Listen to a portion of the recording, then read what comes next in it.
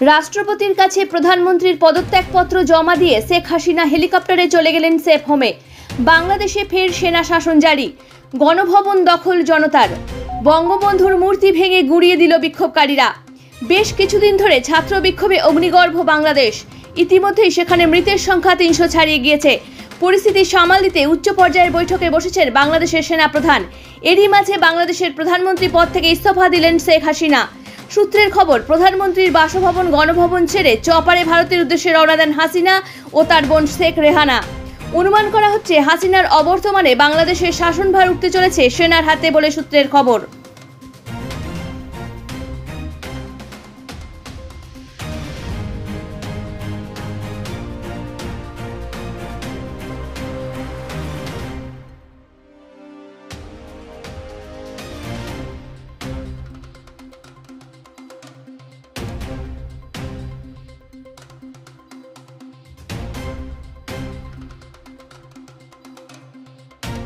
এখন আপনিও রিপোর্টার, আপনার এলাকার যে কোনো খবর পাঠান এই নম্বরগুলোতে।